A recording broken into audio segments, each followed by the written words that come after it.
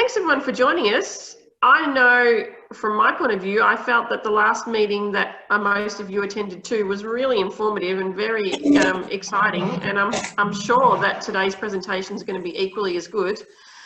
We have two people presenting today. The first one is Debbie Guy. She's from Grey Street Primary in Traralgon and is one of the teachers involved in a program called Fighting Extinction.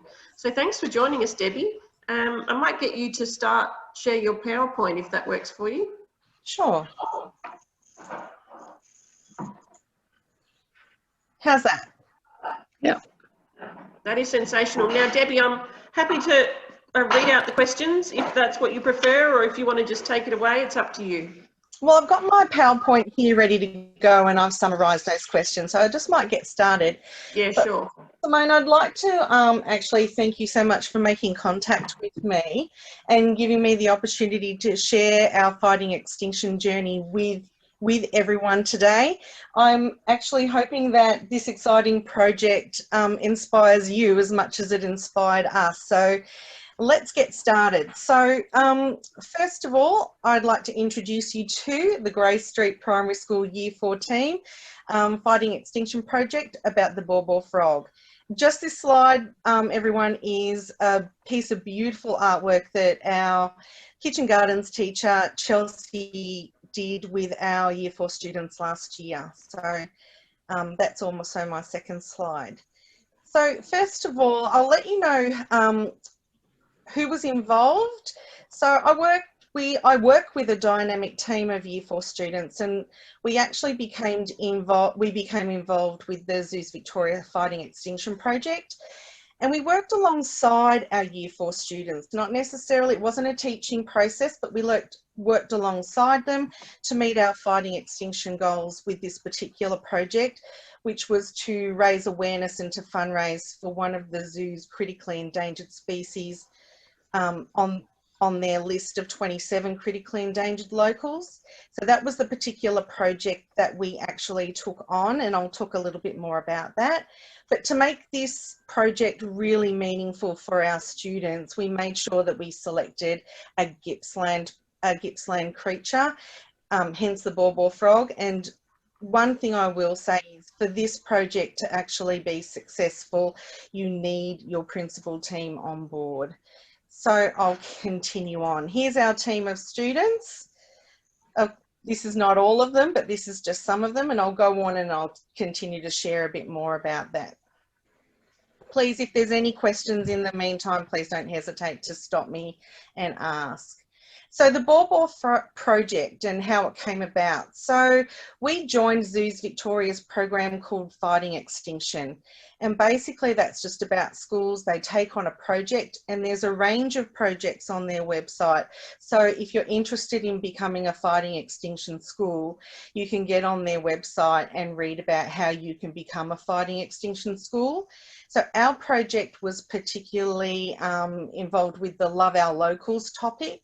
And we had two main goals, and they were to raise awareness and to fundraise for a critically endangered species. So this project for us was a natural progression because we were already doing a unit of work called Wildlife in Danger. And at that time, Linda Bristow, she was in contact with Genevieve Johnson, and who was the leader of Zoos Victoria's Fighting Extinction program. And she introduced us to the idea.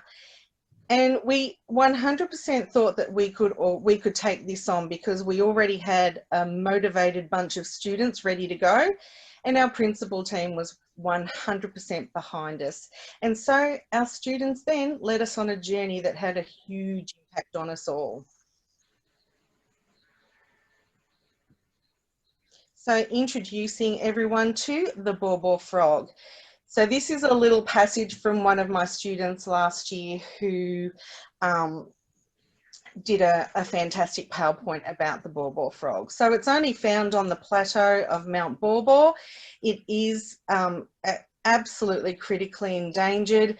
The disease that is affecting so many frogs, including the bawbaw frog, is chytridomacosis. Sorry if I've pronounced that incorrectly, but that's caused by a fungus called the chytrid fungus. And the chytrid fungus basically is an invisible layer that covers the frog and actually prevents it from breathing, so it ends up suffocating. So our work was to support the Zoos Victoria bawbaw frog recovery team with their work. They were on a mission to save this little frog from extinction in the wild, and it became our mission too. So some of the positive outcomes of the project included, it's not just about literacy and numeracy for us, it was everything. So the whole entire curriculum is encompassed in this whole project. But what we actually saw was this amazing shift in our students becoming collaborative, creative thinkers. So they're tapping into resources beyond our school fence. So they're writing letters and they're contacting people and they're finding out information. And they really wanted to, first of all, find out a bit more about the chytrid fungus. So they were able to then be able to share that information about a real world problem with students within our school, teachers within our school, and of course our wider community. So our students developed their citizenship skills as they publicly spoke within meetings. They had to speak to our principal team, they had to speak to guest speakers. We had zoo staff, DWELP staff, politicians. They presented at assemblies and they conducted teleconferences with schools and also with a school in the Bawbaw Shire. So that was exciting, an exciting development for them as well. So our students really formed this connection with this local species and they wanted others to know about this problem, which was the chytrid fungus, which to them they believed was caused, which was created by humans, sorry. So some of the things that we did to raise awareness. So to meet our two goals, some of the things that we did were, so the students shared information about the bawbaw frog and why it was critically endangered. They created information posters and they were placed around our high traffic areas within the school. They were able to email and communicate with other state schools throughout our community and also the Bawbaw Shire. They contacted local politicians. They got a lot of support from our DWELP office too, because they were more than happy to put up our students' posters. They wrote persuasive letters to Cadbury, encouraging them to, more so persuading them to feature the bawbaw frog on their Freddo frog wrappers or their, what are those? Furry friend wrappers, sorry. They wrote to the local newspaper who featured articles about our campaign as well. They produced PowerPoint presentations, information booklets, pamphlets, that were given out to families, and this was a resource that was available at our front office as well and at our Frog Festival. They created personal avatars. The students just did so much work in their raising awareness about this little creature's plight in the wild, and it was actually fantastic to see. So I'll just show you a couple of our images of things that the students did. So on this next slide, this was part of our avatars and our information booklets. This is again the mural that was on our front gate. This is Genevieve Johnson with a couple of our students, and this was featured in the Latrobe Valley Express.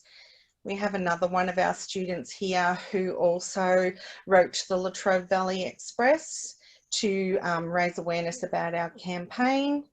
We also had students create a portrait of the bawbaw frog, and these were our info posters, our Did You Know posters. So as part of our fundraising efforts as well, the students also hosted a pajama day, a school sausage sizzle. They designed Save the Bawbaw Frog t-shirts, and I'll show you a little bit about them in a moment. T-shirts and wristbands and magnets. And I guess the pinnacle of our work was that the students hosted a frog festival, and this attracted community members and our local representatives. sorry everyone, hosted a frog festival that attracted our local members, and from our DWELP office, our zoo staff came and visited us. So it was an absolutely fantastic day. But every idea that was presented, or that you've been able to see through this presentation so far, was an idea that generated from the students. So all the students came up with these fantastic ideas, and they actually had to present these ideas to our principal team through either letters or emails, and they met with our print team. They were able to speak confidently and persuasively to make sure that our print team got on board with their ideas. So it was actually fantastic to see them develop that persuasive language and that confident language in their presentation to, obviously, our principal team at our school, who obviously say yay or nay to things. So these were some of the things that our students did. So Michaela, our wonderful tech guru, came up with worked with our students, and they developed our sausage sizzle slip. These are photos from our frog festival, and this photo actually shows you that the t-shirt that the students designed as well.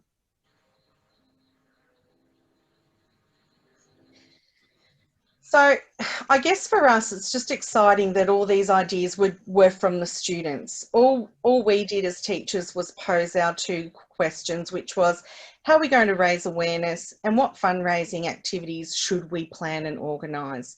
And their ideas came to be because our principal team backed them 100%. So all in all, after all our fundraising events, our students raised just over $6,000 to support the Zoos Victoria captive breeding program for the ball frog.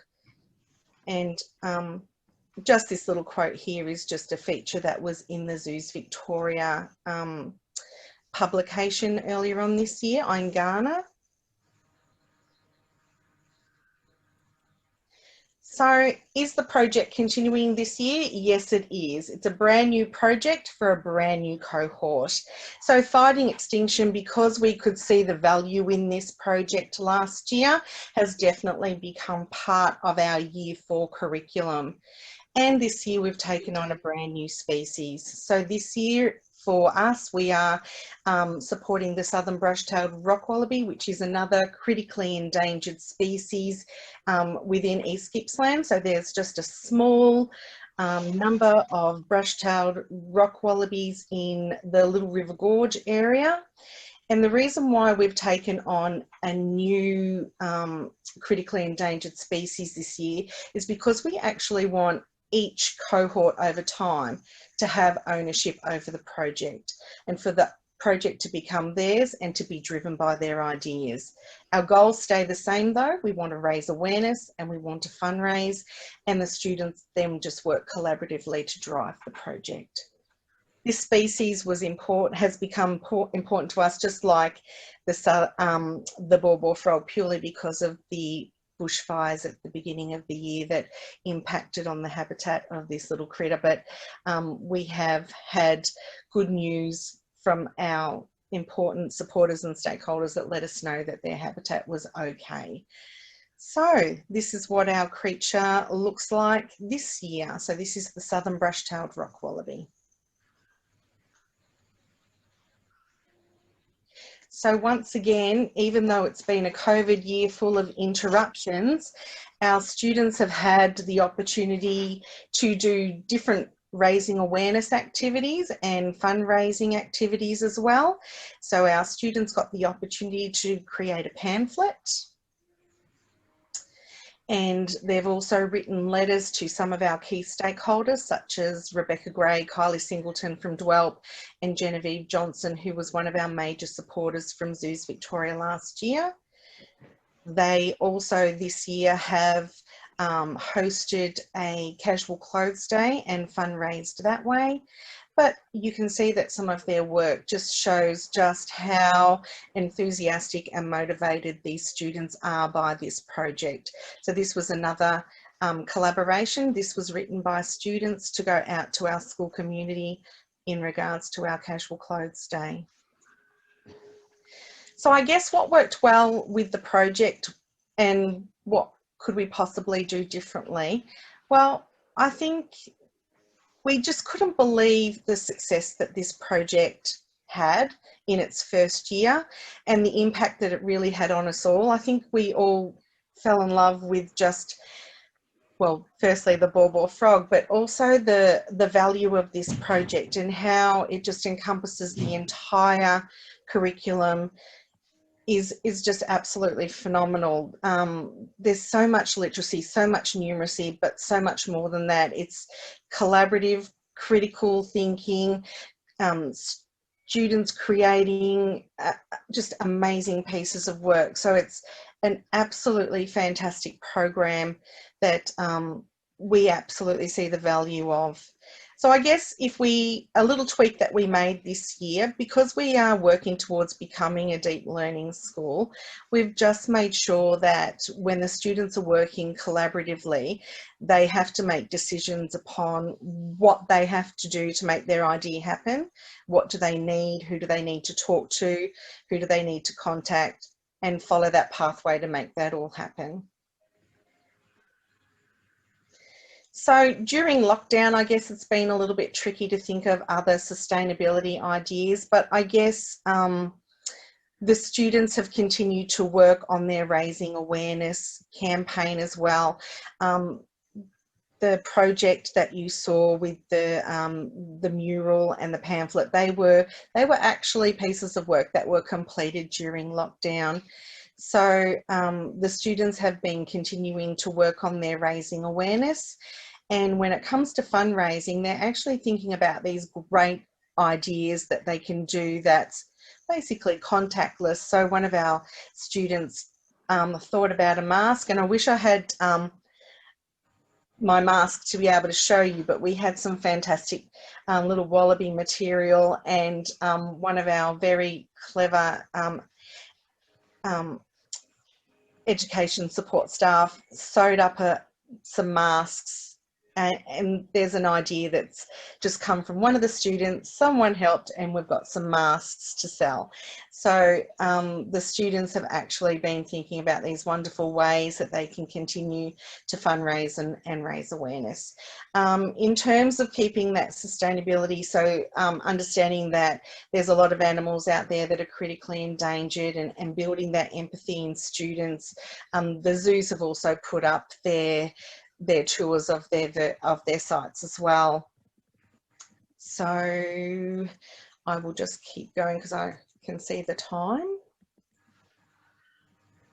So I guess if there's one piece of advice that I would give to other teachers about designing and running a project such as the Ball Frog project, the one thing I have to say is that Fighting Extinction, this project is absolutely amazing. It builds an empathy in students, encourage them to really think critically and creatively about how they can become part of a solution to a real world problem. It's not about wanting to fix it, but it's how they can actually become part of the solution. So their ideas are just so powerful, and their enthusiasm and their passion to just want to make a difference is just so inspiring. So as I mentioned, we did raise $6,000, and you can see there that how the zoo has used that money to support the Ball Frog captive breeding program. So that's very, very exciting. It was a brand new way of teaching for us. Usually it's the teacher, you know, teaching, but this time round it was us working side by side with our students. We were able to give them that encouragement and that freedom to be able to think about all the possibilities and ways that they could possibly fundraise and raise awareness. And I guess if there's one piece of advice, I'd say don't be deterred by any of the ideas that your students come up with. And I'll give the little example of the t-shirt. I think we all were thinking, oh my goodness, how are we going to, you know, make a t-shirt come to life? But thank goodness we had Michaela. But just also having that idea and being able to start with an idea and see it through to the end and make it a possibility and also a worthwhile fundraising cause was just absolutely fantastic. So I really, you know, take my hat off to, we had a very supportive principal team who were right behind us all the way. So I guess for us, it was just that we were inspired, we embraced our journey, we really felt that it was a worthwhile project to take on, and obviously the outcomes are just so inspiring and empowering for all. So I'll finish up here. Here's a picture of, once again, of our students and what our t-shirt looked like. And for anyone that is interested, there is a little clip that the students put together thanks to the Zoos Victoria, who filmed our students. It's called, if you happen to get on YouTube, Why Should We Care About a Small Brown Frog? So that's my presentation.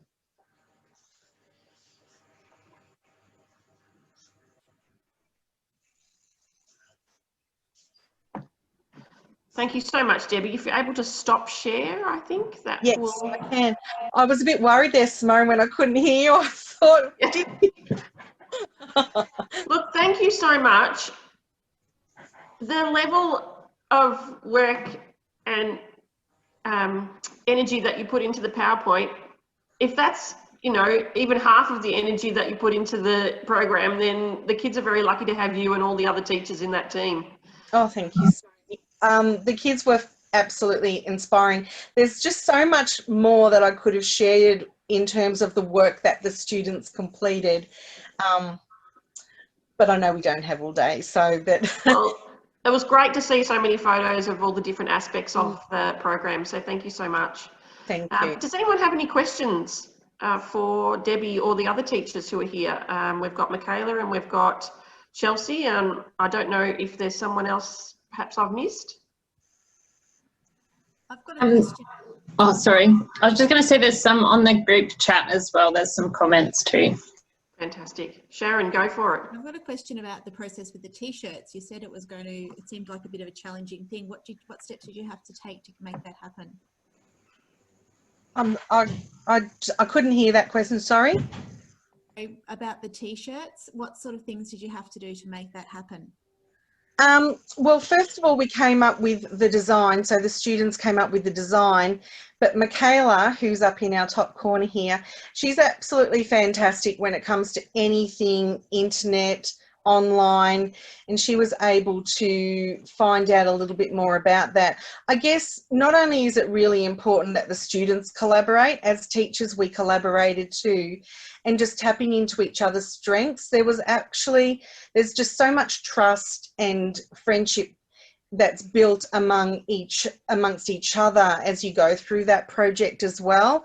We found that we could bounce off each other's strengths. So Michaela would probably be able to answer that question a whole lot better than myself. But I tell you, it was a big job, wasn't it, Michaela, with the t-shirts? But we did get there, yeah. Yeah, the t-shirts was a lot of work, but a very, very valuable piece of work. It was a student's idea to do the t-shirts, and then as a cohort, they designed the t-shirts. I took away the design and I went onto Google to find a suitable company that would bring the vision to life. And from there, the t-shirt was developed online. We shared it with the kids, and then it was a process of the kids sending out the order forms, advertising about the t-shirts, and then selling them, counting the costs and distributing them around the school and in the community. And even this year we see little videos from remote learning of the kids still wearing their Bobo Frog t-shirts. So it was a real highlight and something that they can treasure forever and keep as a reminder of the work that they did last year. Right, I think it's a really powerful thing that the kids have got a physical thing to take away with them, and it's a real talking point when they're wearing them in the community and with their families and stuff too. Yeah. Fantastic.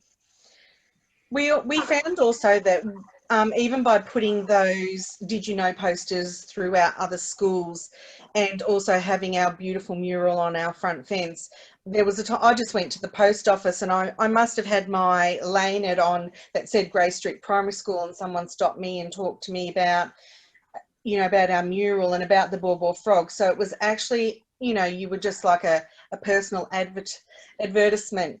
I did forget to say that at the end of last year, we were part of the Zoos Victoria Showcase Expo, where we could actually share all our ideas. So that was one of the, you know, the big highlights of being able to go down and do that as well. But there's so much that came out of that project and so much learning that evolved.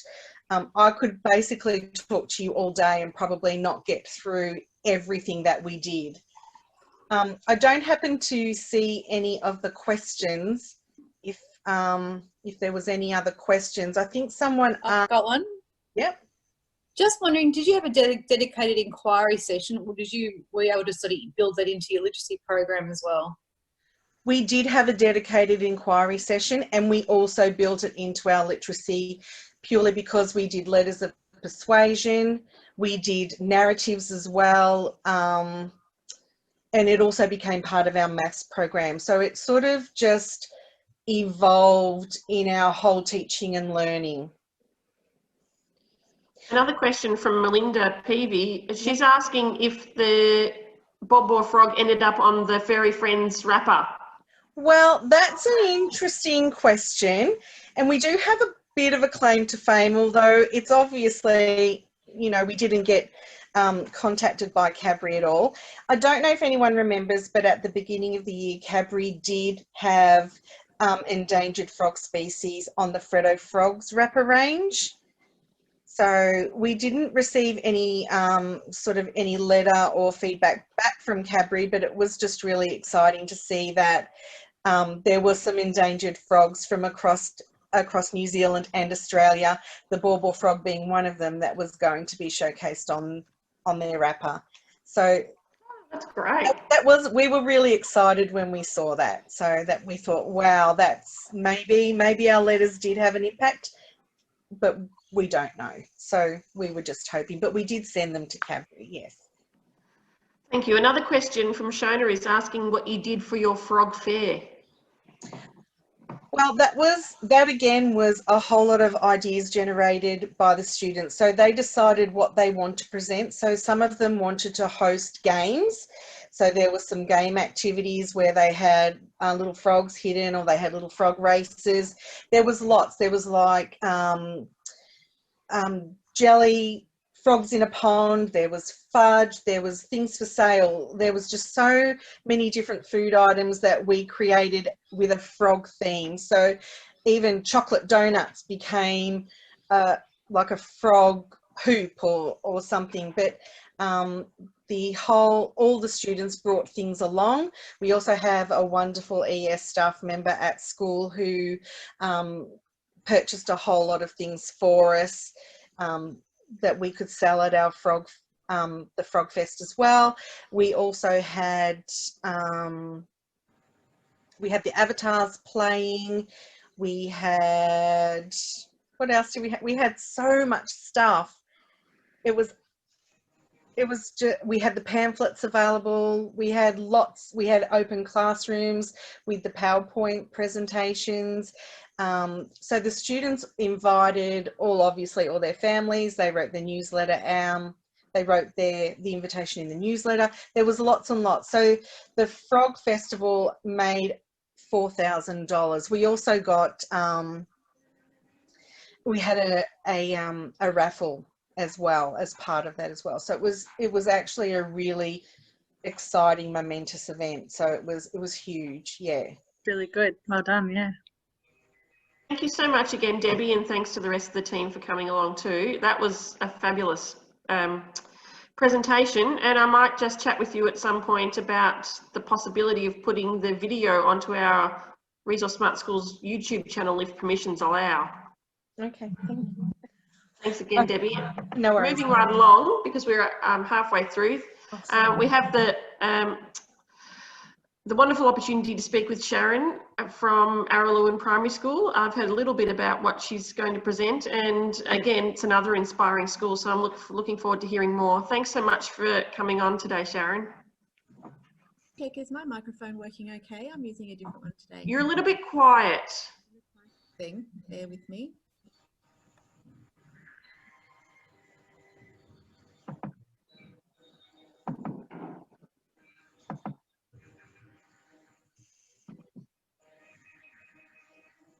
Is that any better or just the same? Yeah.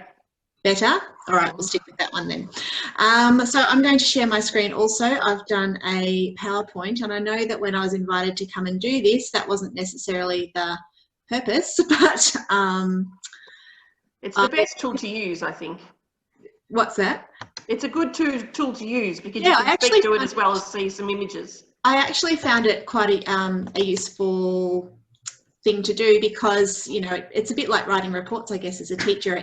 It makes you reflect on your progress and the things that you've done. So, and I thought it's probably a good tool to use also with school when we're all back at school.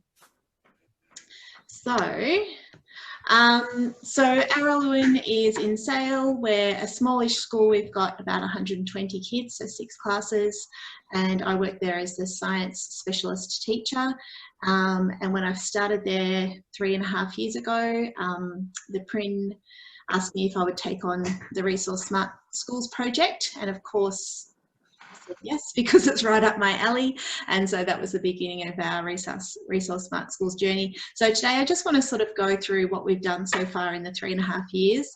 So this should be helpful for schools that might be looking at starting out, or schools that are working on particular modules, and I can show you the things that we've done to get up to those points. So we obviously started working through our core module, getting all the policies and the kind of paperwork stuff done, which was, it was interesting to look around and see what other schools were doing and start gathering up some good ideas from around the state, and also to get other staff on board. I find at the moment there's more and more people getting on board with sustainability because of what's happening with climate at the moment. You know, every day there's more and more evidence and news coming out and people getting shocked into a bit of action. So I guess in any workplace you're going to have a bit of a cohort of really supportive people, and then there's the people that are just sort of ticking along and focusing on other things. So I'm guessing that would be the same in most workplaces and most schools. So we worked through the core module in that first year and worked through our policies. The PRIN at the time was very supportive in giving me a bit of extra time to get those little admin kind of jobs done. Also got the support of the school council and presented to them, and the other staff as well. So we started working on waste very early on, and that started because at the time Nola came and spoke to us from ResourceSmart Schools, and during that session people were sort of looking around going, oh, look at our bins, and oh, look at our rubbish, and starting to think. And I think waste is a really great place to start because you can make some really big gains with really small changes. So obviously a waste survey, pulling out everything from your bins, is a really good place to start. The teachers in our school actually came up with the idea. Some of our class teachers said, well, hang on, we don't need all these bins and we don't need these big bins. So the very first step we made was to scale down our very large classroom landfill bins that had a big black bin liner in them. We scaled them down to about a quarter of the size and just used like a catering ice cream bucket with a very small bin liner in it. And we halved the number of skip pickups that we had from our school every week, because when you looked at it, about half the rubbish was actually those great big black bin liners. And so we saved 50% on our waste to landfill bins in the space of a couple of days. It was a really easy change to make, but like I said, a really substantial one in terms of our savings and the reduction in the landfill waste that we created. So the other things we do around waste is we have a take-home policy, which I think a lot of schools are starting to do now. It creates a lot of discussion, the take-home policy. There's a few families that say, oh, why should we be responsible, you know? But it's a good opportunity for kids to think those through, because I think that's a fair question. We do curbside recycling. We just use our mixed recycling like you do at home, and so we just pay for that through our council rates, and we've got just a fortnightly pickup on the side of the road, so that's nice and easy to do. We have we've dipped in and out of the old soft plastic recycling, and that's brought up a lot of discussion as well. I'm a bit hesitant to take kids' packaging out of their lunchboxes and be responsible myself for their soft packaging recycling, because I'd like the kids to be responsible for taking that home and discussing with their families whether they're going to recycle that or put it in the landfill. Like I said, I don't think there's an easy solution for that, but I think it's a really interesting discussion point that a lot of the kids are having. Our school grounds are pretty much litter free. We eat inside, I guess, also like a lot of primary schools. I know primary schools have it pretty easy compared to secondary schools with that sort of thing. We don't have a canteen on site or any of those things. And so with no bins in the yard, kids don't take rubbish outside. So our school grounds are effectively litter free. And the red bucket photograph you can see there was a school ground litter survey that a couple of kids decided to do just off out of one of their own ideas. And we picked up about 16 pieces of litter, and some of them had been there for a while by the looks of things. I think it's got some other things there around waste. Obviously we do Clean Up Australia Day in our community, which is an interesting one to do and a good one for collecting data. We have a lot of options for diverting waste from landfill. I talked about the mixed recycling already. Any large boxes go to some skips that happen to be located quite nearby our school for recycling. This gorgeous kid here said, well, we can recycle batteries at Aldi. I said, righto, well, you're in charge of that. So he made the recycling bucket and talked to his family about whether they would be responsible for taking the bucket when it was filled down to Aldi and recycling those. I talked already about our soft plastics.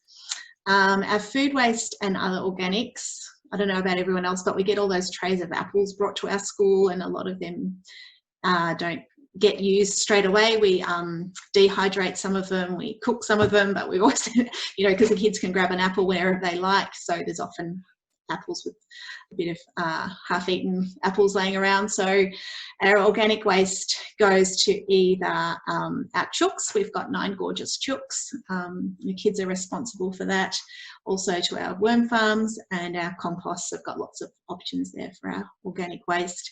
And those things are, and the students are responsible for those things, but obviously being primary kids, they have an adult overseeing that.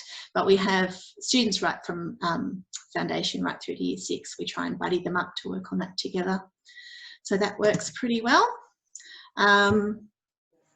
I mentioned already about the reducing the number of bins and the size of the bins. And there's some of the other ways we reduce our waste. We do a rubbish-free lunch program where the Golden Willy bin winner gets announced every week. This is a display that our kids made for an environmental leadership program that they participated in last year. So I'll talk a bit about, so we've achieved our waste star. That was our second star that we achieved, and we achieved that after about 2 years working through the process. So the third year we worked on ResourceSmart, we started working on biodiversity, which is very close to my heart, having a biology background.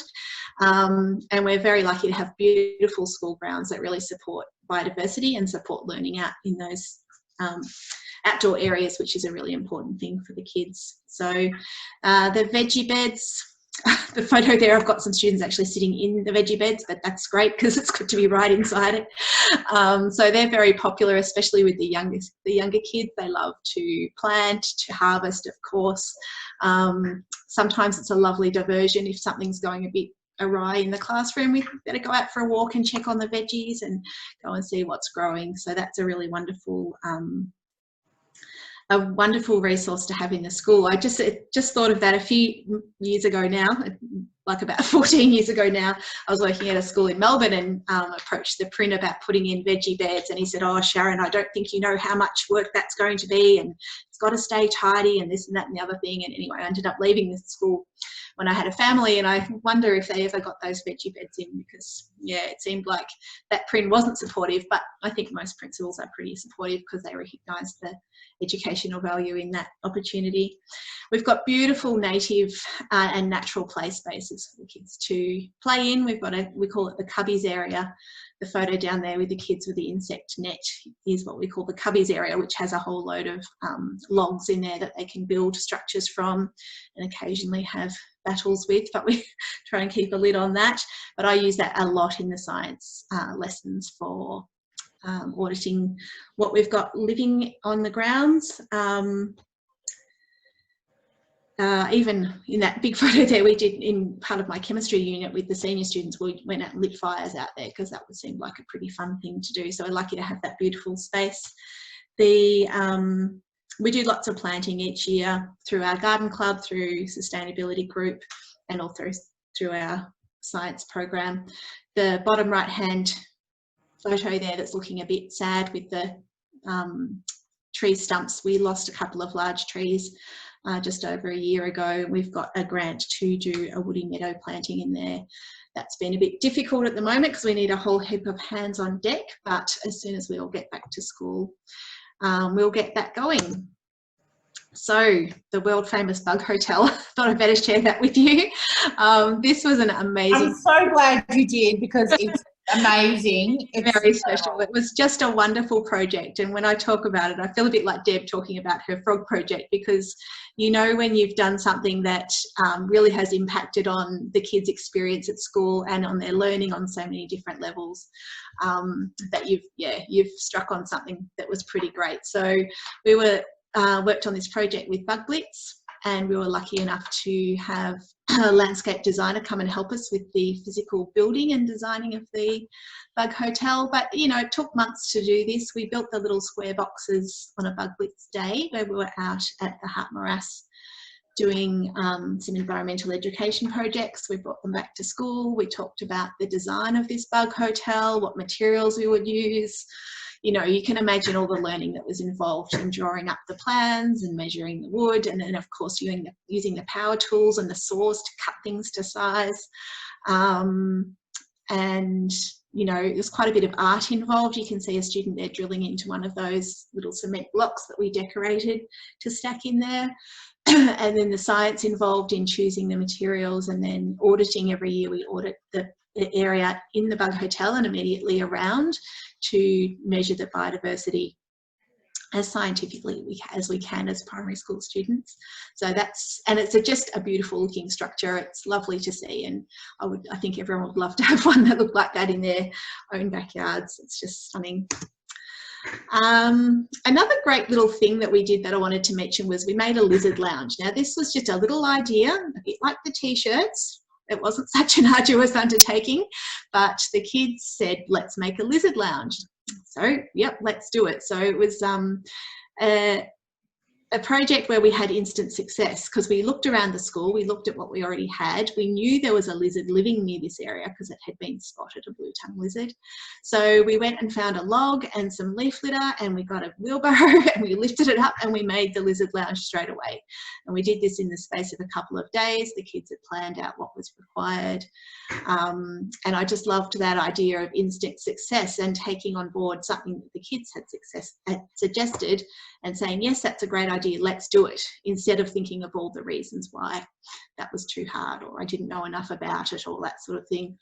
So then we made some signage to go nearby with some information, and we have a data record sheet as well just inside the doors nearby. So anyone who spots the blue-tongued lizard, we're collecting the data on that as they come through. It's in a nice little sunny sun trap there, so the lizard likes to bask in that area.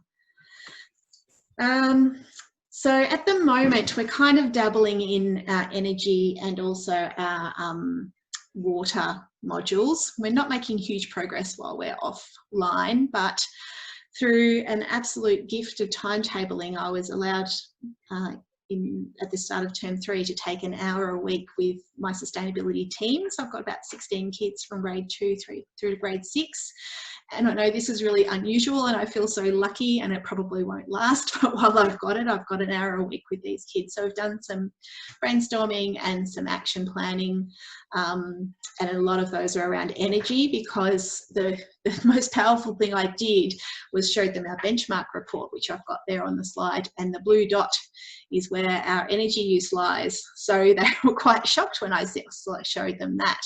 And then the next thing I did was show them our actual bill and the actual numbers that we're spending every month on power. And when they saw our energy bills around $2,000 a month for a small school, they were like, oh, imagine what we could do with that money. And I said, yeah, we'll start imagining, write down what you want to do. Let's do some planning, because if we can bring that blue dot down closer to the line, you know, maybe we can get our hands on some of that cash. So that was really motivating for the students, especially the grade 5, 6 kids, when they realised, yeah, how we fit in against like schools and what that actual dollar value was. Then they started thinking, oh, how much is that for a year? And well, since I've been at school, how much would that be? And you know, we're talking pretty big money there. So that's an interesting one. I think one of the things we do well, and I think this is something that needs to be done well to have success in any, I guess, deep learning project, is building up our student voice and our leadership. So last year we were lucky enough to have the series program. We had Tom come and visit us to work on our biodiversity project, and we did the sustainable education leadership program with the students, and that was really powerful as well, because they got to share their learning with other students from other schools. We've been doing ResourceSmart since 2017. Last year the school decided and the students decided that it'd be great to have a sustainability leader. So, you know, we have sports captains and school captains, and they thought it would be worthwhile having a sustainability captain. So Ashley last year was a wonderful first ever sustainability captain at our school. But at the end of the year, when I was reflecting with her about her experience, she said, you know what, it'd be good to have 2. You know, each house leader has a partner, they work together. I thought that was a really powerful bit of feedback. So this year we have 2 sustainability leaders, and I know they've had a bit of an interrupted experience, but it has helped build up the motivation for the kids, because, you know, like we all know as teachers, doing it by yourself can be a bit of a hard slog, but when you've got a team to work with, you can achieve a lot more. So we've tried to keep up our work with the sustainability team during COVID, especially during this second lockdown. We started off pretty strong the first few weeks, and then things have tailed off. I think it's been hard to keep up the motivation for some of the kids. So we'll be getting stuck straight back in when we get back next term, and really working on that area with energy. Our future directions here are around heating and air conditioning. It's a real challenge, I think, when you're working somewhere with lots and lots of different people. The kids have got some plans with educating the staff on how to use their heating and air conditioning more efficiently, and also turning off the lights. We're hearing good news, hopefully, from our state government around including solar on schools, and hopefully we'll hear a bit more about that in the near future. One thing we could also improve on is just that using of stuff, the paper, the printing, the laminating, the buying stuff. Teachers tend to love getting new stuff for their classrooms, and continuing to build our leadership capacity through the school, keeping the profile high. I had planned to do school visits this year and do a little tour with my leadership team to go around and visit other schools. So that's been postponed to next year. Hopefully things will go smoothly there. And I'm also quite keen to apply for the ResourceSmart Schools Awards for next year around the student leadership project that we're working on. So that's about us. That's what we've been doing. It makes me feel a bit tired thinking about all that. But it's great if you can have other staff on board as well. You can't do all these things by yourselves. I know everybody knows that. and having support from the print is also a really, really useful thing. Thank you so much, Sharon. It's been fabulous to get an idea about what actually goes on there. And we've got some questions for you, if you don't mind. The first one is about the chickens and the veggies when it's school holidays. Oh, okay. So we've had a few different things. So at the moment, while we're away from school, staff are just going in. We've got a couple of kids from time to time on site. So we have people going in. Sometimes the chickens go on holidays to teachers' houses. And in terms of the veggie beds in the gardens, I think between a few staff, we just keep an eye on those things over the breaks. The main thing with the chickens is over the long holidays, they go on holidays to someone's house, someone who's already got chooks, or someone's dad who's got chooks, or someone in the community who can take them. And over the short break, they're usually okay if we check on them each day or so. Excellent. And from Maria, she's asking about the golden wheelie bin. Oh, okay. So the golden wheelie bin. So that was just a little mini wheelie bin that I sprayed with golden spray paint that goes to the class each week, that has the most students bringing rubbish-free lunches to school, and that gets awarded at assembly, and the class gets to keep it in their room for the week. And along with that, they also have a very special plant that Raquel donated to us. That was a beautiful student named Sarah had the idea that there should be like a living trophy that went along with the plastic wheelie bin. So we now have a golden pot with a little pot plant in it that travels around with the wheelie bin from class to class each week. Oh, what a lovely idea. So there's actually a bit of work involved there, because the data collection of the rubbish-free lunch can be a bit of a challenge, but I just try and leave that to the students, and if they miss out on doing it a day or a week or whatever, I just say, oh well, we've missed it, and I don't do it for them. But it's a good data collecting activity for them, just making sure that they remember to do it and they've got the support of their classroom teacher too. Fantastic. Any other questions? Well, thanks again, Sharon. You obviously put a lot of effort into your presentation too, and it was really interesting to hear what you had to say. I think that almost wraps it up. I just wanted to say, I'll go over to Alison. You've got something to say there, Alison? You're still on mute, I'm afraid. Sorry, my kids taught me this trick where you press the space bar and it unmutes you, but it didn't work. So there you go. It's not reliable, that trick.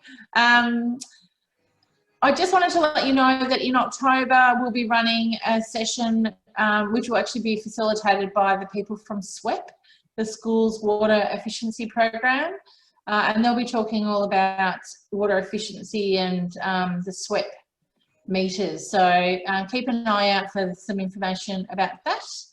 I also, just for those teachers that haven't done it as yet, if you could please log on to ResourceSmart Schools Online and just tick off the action that you attended the training today. It helps us with the numbers of schools that are looking active online, and then helps us with our funding. So anything that can help us get more money so that we can do more amazing stuff would be really great.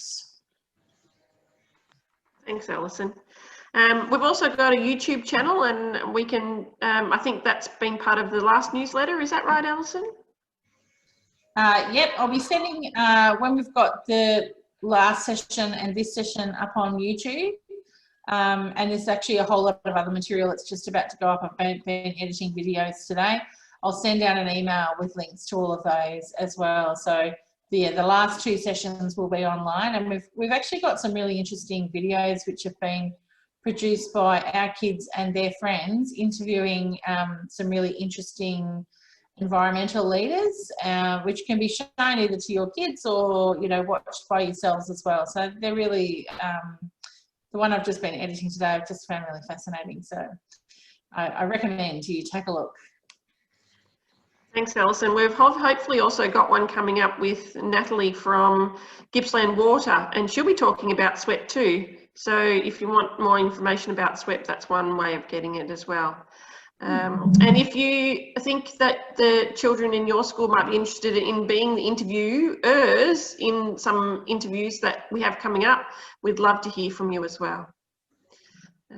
So hopefully the one with Natalie will have Grey Street primary students being the interviewers, so stay tuned for that one.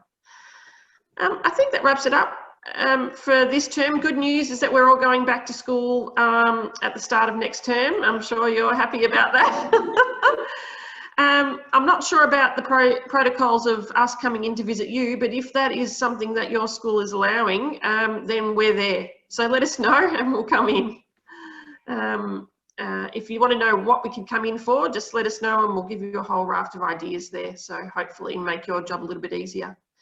That's it from me. Does anyone else want to have anything to say before we head off? I was just wondering if I could ask a question, Simone.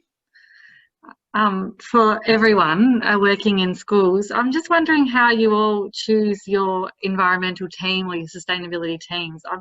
I've just had a lot this year, but though it didn't work out because of COVID, but this year I've had a lot of students that were interested. I think there are about 60, so I ended up getting them to do application forms, and we just decided to choose grade 5, 6s only because that worked out about 10 students, but I'm just not sure how else to do it, if anyone has any other ideas. I can share what we have done. I had not quite as many as you, Shona, but last year I was probably overwhelmed with kids, too many. It was unwieldy, especially since we didn't have any dedicated time. So we're squashing it in, you know, next to a yard duty, and I only work 3 days a week, which feels like not nearly enough to do these sorts of things. Yeah. So this year I did definitely scale it down, and I just took students from year 3 to 6, but I squeezed in a couple of year 2s that I knew were especially keen. But yeah, they certainly had to sort of prove their interest. I didn't make them do an application as such, apart from the actual leaders. But I think it's important not to have too many, because you don't get the value out of their experience. And I guess if you're choosing just a certain year level, say 5, 6 in your case, or I'm thinking back to what Debbie was talking about with the year 4 program, if it becomes part of the school culture, so they look forward to that opportunity in that year level, that keeps the profile high and makes it, yeah, an important experience for them. Yeah, we did. I think I went with grade 5, 6 because it was the best sort of number. I could choose all of the grade 5, 6s. I had a lot of 3, 4s that were really interested. We were sort of talking about changing that because the grade 5, 6s have a lot of responsibility, leadership in the school. So we were looking that maybe grade 4s might be the way to go. And yeah, it's just so many of them, and I didn't really know how to say no to some of them. It's a bit tough. Grade 4s are amazing. They're perfectly placed for doing this sort of thing because they're really capable and really enthusiastic. One thing you can do is divide up the responsibilities. So you might have grade 4s working on the rubbish-free lunch project or whatever it might happen to be, and different year levels maybe doing the chooks or the veggie garden or whatever the different aspects of your program are. Yeah, that's some food for thought. Thanks, Sharon. Also getting the support of the class teachers that are keen to work on those projects as well. Yeah, of course. Yeah. So I have a quick question on the choosing of people. We haven't done it yet, but I plan to organise it from prep to probably grade 5 because the 6s are full on with their leadership. But what do you do with them the following year? Because it's interesting that the kids who are gung-ho, who've already said to me, I want to be part of this, they will have a certain amount of time to build their skill and develop the ideas, and then the year will be over. Do you continue to include them the next year, or do you push them out and get a new cohort? So in my experience, I keep the real keen ones in. So the kids who are my leaders this year, my official leaders, are 2 year 5 students that just did not leave me alone last year and did so much. They were really motivated, and yeah, they were the obvious choice this year. So definitely keeping them involved, but then also bringing in other students to build up their skills. Yeah. It does depend a lot on your numbers though, I think. Okay. Tough. Well, thanks everyone for joining us, and enjoy your 2 weeks holiday. Hopefully you can do a small bit of travel and get out of the house, and we'll see you in schools in term 4 if you'll have us. Thank you. course. Thank you. Thank you. Thanks.